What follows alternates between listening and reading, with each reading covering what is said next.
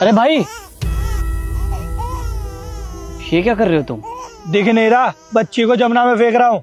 अरे लेकिन भाई, इस बच्चे को जमुना में क्यों फेंक रहे हो? और ये तुम्हारा ही बच्चा है ना, कहीं किसी और का तो नहीं? हाँ, बच्ची मेरी है और अपनी मर्जी से फेंक रहा हूँ।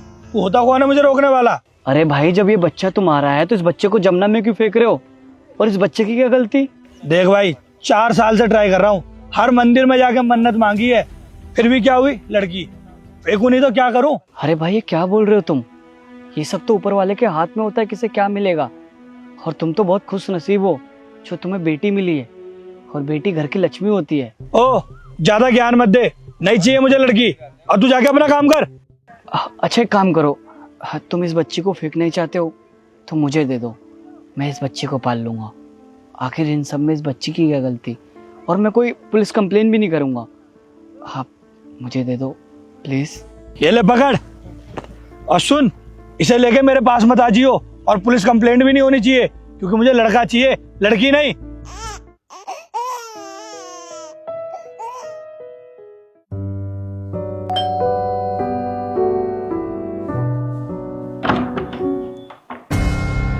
ये बच्चा किसका है? पता नहीं। पता नहीं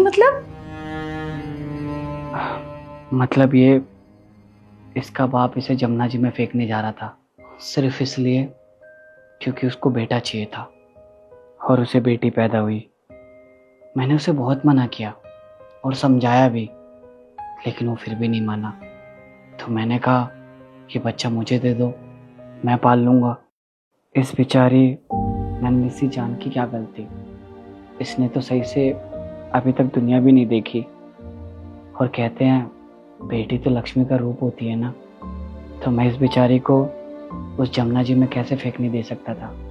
और देखो ना, दुनिया में कैसे कैसे लोग हैं, अपनी छोटी शान के चक्कर में अपनी बेटी को पैदा होने से पहले मार देते हैं। और अगर बेटी पैदा हो जाए तो कहीं उसे फेंक देते हैं या दफना देते हैं। और मुझे तो ये समझ में नहीं आ रहा, कोई अपनी बेटी को कैसे मार सकता है।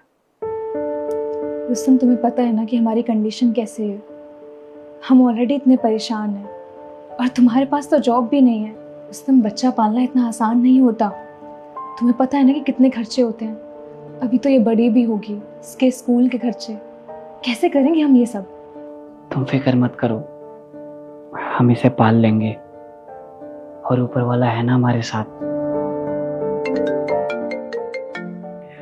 एक मिनट पकड़ना, कॉल आ रहा है।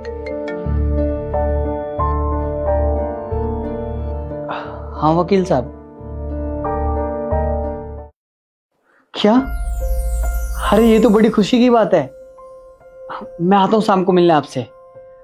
हाँ ठीक है। अरे मिठाई भी लेकर आऊंगा, आप टेंशन मत लीजिए। अब किसका फोन था? अरे वो जो हमारी पुरानी जमीन थी ना, जिसपे 5 साल से केस चल रहा था, आज वो केस हम जीत गए। और जज साहब ने कहा अब वो सरकारी जमीन नहीं है, वो हमारी जमीन हो गई। और किसी ने सच कहा है, बेटियां लक्ष्मी का रूप होती हैं। और देखो ना, 5 करोड़ रुपए मिलेंगे।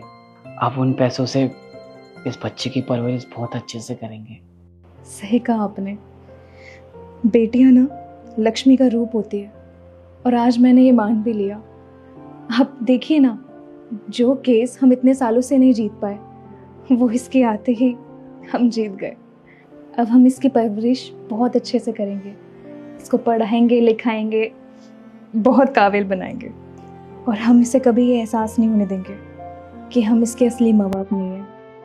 हम इसे बहुत प्यार देंगे, बिल्कुल अपनी बेटी की तरह। सही कहा तुमने। मैं कितना परेशान था। अरे मैंने तो उम्मीद खो दी थी कि वो जमीन हमें मिलेगी भी, और इस बच्चे के आने से सब ठीक हो गया। ये रो रही है, मैं इसके लिए दूध गर्म करती हूँ। हाँ जाओ। चुप हो जाओ बेटा।